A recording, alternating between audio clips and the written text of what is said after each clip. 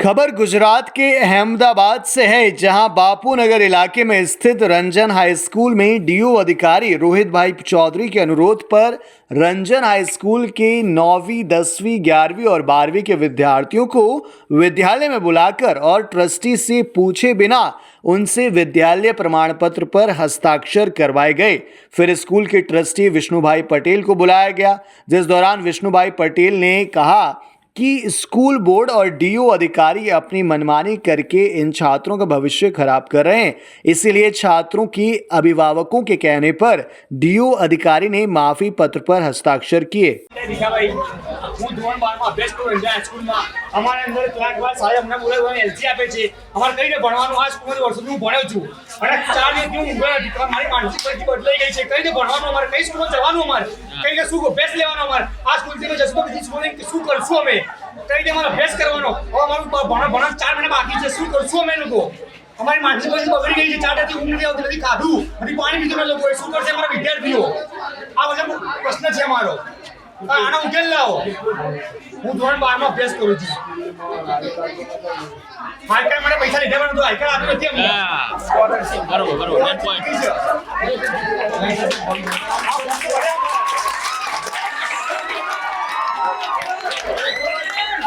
એટલેનો પ્રશ્ન લાવો મારી સ્કૂલ ચાલુ હશે કે નહીં રે એ તો ટીચર ને ખબર સ્કૂલ છે મને ખબર નહીં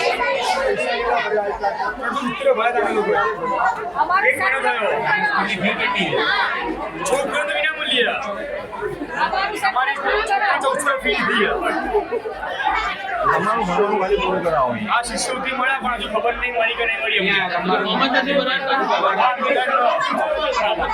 ભરાયા જ નહીં હતી આ વખત ના નહીં ભરાયા આ વખત કંપની ભરાયા સ્કૂલમાં સાફ સફાઈ થાય છે બરાબર સાફ સફાઈમાં તો જુઓ ને જાય બરાબર કહી દેવાનું વિવાદ નહીં લાવવાની જરૂર નથી બકા બધી કોઈ માહિતી અમને બરાબર સુવિધા પ્રમાણે કયો પ્રશ્ન થશે અમારા પાણીની સુવિધા આપણે મળી જાય બરાબર અહીંયા પાણીમાં બી લીલ જામી લે હા લીલ સાફ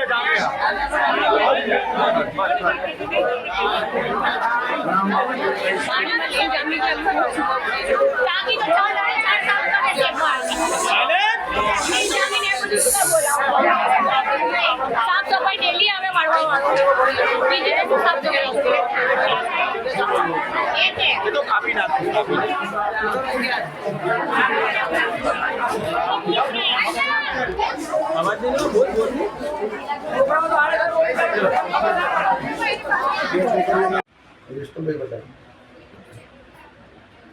આ રંજન સ્કૂલના તમે ટ્રસ્ટી છો એવું અમને જાણવા મળ્યું છે. તો અહીંયા જે વિદ્યાર્થીઓના ટ્રસ્ટીને જાણ છે કે નહીં બરાબર, અને વિદ્યાર્થીઓને જે સર્ટી આપવામાં આવ્યા હતા એના વિશે તમે શું જણાવો છો? અમને જાણ નથી અને અમે ના જ પાડી કે સર્ટી અમારે આપવા નથી, અમારી સંસ્થા ચલાવવાની. તો કાલ ઉઠીને સ્કૂલ બંધ થઈ જાય આ રીતે તો આ દલિત વિદ્યાર્થીઓનું શું? નહીં, અમારે બંધ કરવી નહીં, અમારે દલિત માટે જ ચાલુ રાખવું. આની અંદર એસટી ઓબીસી બધા વિદ્યાર્થીઓ પણ હતા ગરીબ, બરાબર, બધી ગરીબ વર્ગના. એમના મા બાપ જે કાળી મજૂરી કરીને વિદ્યાર્થીઓને ભણાવે હતા એના વિશે તમે શું કહેવા માગશો? અમે તો એ જ ઈચ્છીએ કે વિદ્યાર્થીઓ અહીં જ ભણવા જોઈએ અને અહીં લોઅર ક્લાસ છે એટલે અહીં જ અમારે સપોર્ટથી જ ચલાવવાનું. છોકરાઓ અહીં જ ભણવા જોઈએ, મારો સ્ટાફ ભણાવે જ છે અને સારામાં સારી સ્કૂલ છે આખા બાપુનગરમાં આવી હળવદ વાળી ક્યાંય. તો અહીંયા ડીઓ વતી જે સોની સાહેબ આવ્યા હતા એ બધાને સર્ટિફિકેટ આપી રહ્યા છે સ્કૂલમાં, તો તમને કોઈ જાણ કરવામાં આવેલ છે? મેં ના જ પાડી કે સર્ટી આપવા નથી, મારે કાર્યવાહી ચાલુ. હમણાં તમે એક એલિગેશન કરતા હતા કે મારી પાસે પૈસા માગે છે, હમણાં તમે કીધું ને આખા શિક્ષણ ખાતામાં ભ્રષ્ટાચાર ચાલે, એમની વાત નથી કરતો. મારે એ તો આખા શિક્ષણમાં જે નિર્ણય ચાલતું હોય એટલે શિક્ષણ તંત્ર જ આખું ખરાબ છે. એ બધું તંત્ર ખરાબ જ છે સાહેબ. આમાં અમને ગમે તે કરીને સરકારને ભારણ ઓછું કરવું, પગારો બંધ કરવા છે, મોટા પગારો ચૂકવવા પડે એ પગારો બંધ કરવા છે અને આ ગ્રાન્ટેડ સંસ્થાઓ બંધ કરવી છે. સરકારી ચાલે જે સંસ્થાઓ એને બંધ કરી અને કતલેઆમ જ કરવું છે. આજે જે સાહેબો રિટાયર્ડ થઈ રહ્યા હતા બરાબર, તો એ છોકરાની જિંદગી તો ખરાબ થઈ ગઈ ને, તો બીજા સાહેબો માટે તમે શું જણાવો? આપશે ને તો અમારે એમને આપવા પડે, ડીઓ જ આપવા પડે છે. અમારી દરખાસ્ત કરીએ એટલે એમને આપવા પડે. એ તો ના પાડી એમણે, સોની સાહેબે જ ના પાડી કેમ ના પાડે? એટલે એમને ચલાવી નહીં કે કોઈ શિક્ષક નહીં આવે એટલે અમે ક્લાસરૂમ બંધ કરીએ છીએ. ના કેમ આપે? નિયમ પ્રમાણે આપવા પડે. નરેન્દ્ર મોદીને આપવા પડે એટલે કેમ ના આપવા પડે? નિયમ હોય તો આપવા જ પડે. મારે ચલાવવી પડે છે ને સંસ્થા. હું લઈને બેઠો છું, મારી સંસ્થા ના ચલાવવી પડે? આપણે અહીંના મારા મા બાપ છે, છોકરાના વાલી ઉપર તો હું ઉજળું છું. અહીંના જે એક આગેવાન છે જગદીશભાઈ કરીને, હા. આપણે એમને બી આ સ્કૂલ વિશે પૂછીશું. હા, જગદીશભાઈ. હું જગદીશભાઈ પરમાર ભીમ આર્મી પ્રદેશ પ્રમુખ.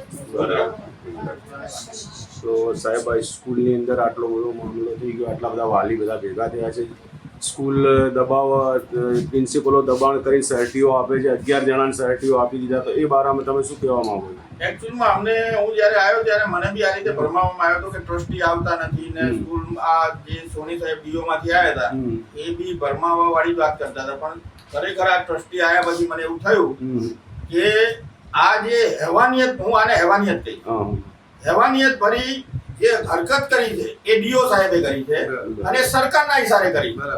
જેમ કે આ એક સ્કૂલનો સવાલ નથી, ગુજરાતની અંદર 2000 સ્કૂલો સાહેબ બંધ કરવામાં આવી છે.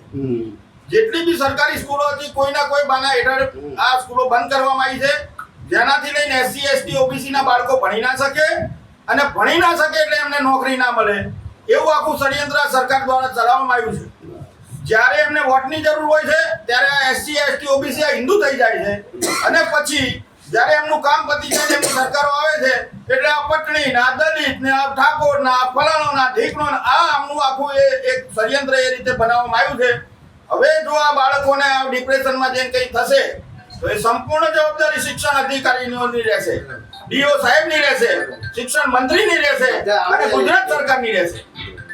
માણસને ત્યાંથી બોલાવી અહીંયા ટ્રસ્ટી સાહેબ ના પાડે છે છતાં એમણે દમ મારીને અમુક વાલીઓને એમણે સર્ટી આપેલા છે અને એ વાલીઓ અહીં તમારી સમક્ષ હાજર છે. એટલે સરકારને અમારી પહેલા તો નમ્ર વિનંતી છે કે ભાઈ આના ઉપર તાત્કાલિક ધોરણે કામ કરે, કેમ કે 8 મહિના થઈ ગયા છે, છોકરાઓ જાય ક્યાં, બીજે જાય સેટ ના થાય, એના કરતા અમારા છોકરાઓ અહીં જ ભણવા જોઈએ, અમારા છોકરાનું ભવિષ્ય બગડવું જોઈએ નહીં. અમે બધી રીતે સાહેબ તૈયાર છે. પહેલા તમને વિનંતી કરીએ છીએ સરકારને કે અમારા બાળકોનું ભવિષ્ય ખરાબ ના કરો. યા પછી જો તમે આ બાબત ઉપર નહીં માનો તો પહેલા બુદ્ધની ભાષાથી વાત કરીશું અને પછી યુદ્ધ કરવા પણ તૈયાર છીએ. તો સાહેબ આ સ્કૂલની અંદર તો સફાઈનો બી પ્રોબ્લેમ એક મોટો લાગે અંદર સાહેબ, લાકડા ને એવું મેદાનની અંદર સફાઈ તો કરવી. એનો જવાબ ના ના એક મિનિટ, અંદર લાકડા ચાવડા મેનાજન મારે બેબી 11મું ધોરણ ભણે સાહેબ.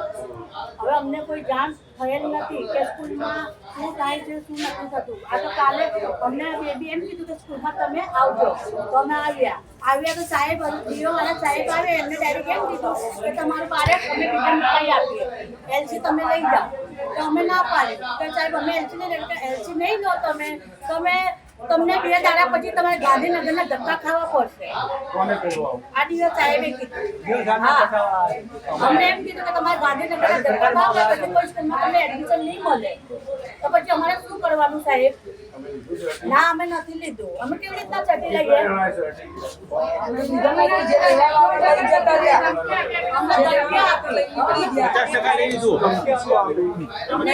અમને એમ કીધું કે તમારે ચટી લેવા જ પડશે, નહીં લો તો બીજે એડમિશન તમને નહીં મળે. અત્યારે અમે ક્યાં જોઈએ સ્કૂલમાં તમને એડમિશન મળી જશે, તો અમને દૂર સ્કૂલ પડે, અમારે ક્યાં જવાનું? અમારા હાઈવે રોડ છે, એક્સિડન્ટો થાય છે, જો મોટા માણસો પડી જાય તો અમારે તો નાનું બાળક છે. જલ્દી જાઓ, વહેલા લો, વહેલા એ પહેલા સાહેબે લક્ષ્મીબેન રાઠોડ લાકડીવાળા એમને એમ કીધું કે વહેલા એ પહેલા જલ્દી જાઓ તો જલ્દી મળશે. અત્યારે તમે લઈ લો. તમારો છોકરો કઈ સ્કૂલમાં ભણે છે? અમારી બેબી 11મા ધોરણમાં ડીસા ભણે છે, અમારી ભાણી છે. સ્કૂલનું નામ આલો.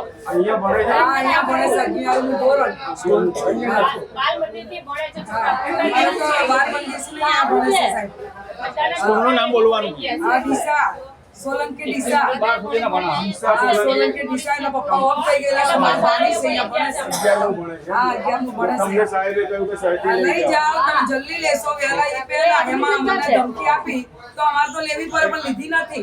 પહેલાના ધોરણે એ સ્કૂલમાં શેર એવું હા, એવું જ કીધું કે જલ્દી છે, મારી બેબી 10માં ભણે છે અને કીધું છે કે છઠ્ઠી લઈ જાઓ તો વાલીઓને કીધું છે કે છઠ્ઠી લઈ જાઓ, ભણવાની છઠ્ઠી જબરજસ્તી આપે છે અને અમારા છોકરાઓને અત્યારે ક્યાં ભણવા મૂકવાના 4 મહિના સાટું અને પહેલાથી કીધું હોત તો આવી રીતે આવું શિક્ષણ થવાનું છે પાછળથી તો અમારા છોકરાને બીજા સ્કૂલમાં મૂકો અને અત્યારે હેરાનગતિ બહુ થાય છે. છોકરાઓનું કોઈ આનાકારી કરશે તો જવાબદારી સરકાર બધી થઈ પડશે અને અમારા છોકરા બહુ હેરાન થાય છે. અત્યારે મગજ ઉપર કોઈ લોડ હાલે છે. અત્યારે છોકરા શું કરશે? જવાબદારી લેશે સરકાર? અમારા છોકરા કંઈ કરશે તો ભણવા તો કેમ મૂકે? અત્યારે અભ્યાસ અધૂરો છે તો શું કરશું અમે?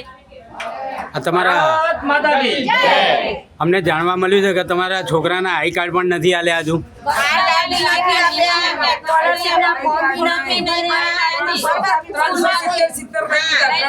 અને ફી બી અમારે એડવાન્સમાં 900 રૂપિયા ફી લીધી છે અમારી જોડે.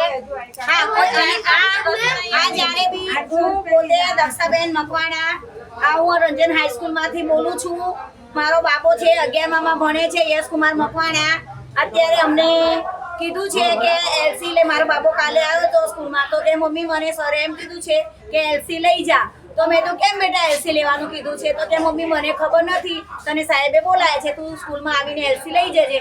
મેં તો સારું બેટા હું કાલે આવીશ. એટલે આજે હું અહીંયા આવી છું તો આજે મને કાલે જ મારા બાબાએ મને કીધું, મને કાલે જ જાણ થઈ છે કે એલસીની આ એલસી એકદમ ના લેવાય. આ એલસી કઈ શાક માર્કેટમાં કે આપણે કઈ રસ્તામાં બેઠા નથી. આ એલસી આ લોકોને અમને પહેલા જાણ કરવી જોઈએ કે ભાઈ અમારા સ્કૂલમાં આ પ્રશ્ન ઊભો થયો છે તો તમે વાલી સંમેલન અમે કરીએ છીએ તો તમે સ્કૂલમાં આવો તો અમારે આ પ્રશ્ન અમે સોલ્વ કરીશું. તો અમે સ્કૂલમાં આવીએ અને સ્કૂલમાં અમને જાણ કરવી જોઈએ કે ભાઈ અમારે આ પ્રોબ્લેમ છે એટલે અમે આ છોકરાઓને એલસી આપવા તૈયાર થઈએ છીએ. તો અમારી મંજૂરીથી તમે એલસી આપી શકો છો. તમે એમ કોઈને એકને બોલાવીને એલસી આપો, આ તો ના ચાલે. બરોબર? હવે સ્કૂલમાં હવે 4 મહિના માટે હવે આ લોકોએ કેવું ભણાવ્યું હોય એ અમને ખબર, એ છોકરા જાણતા હોય કે કેવું ભણ્યા છે કેવું નહીં.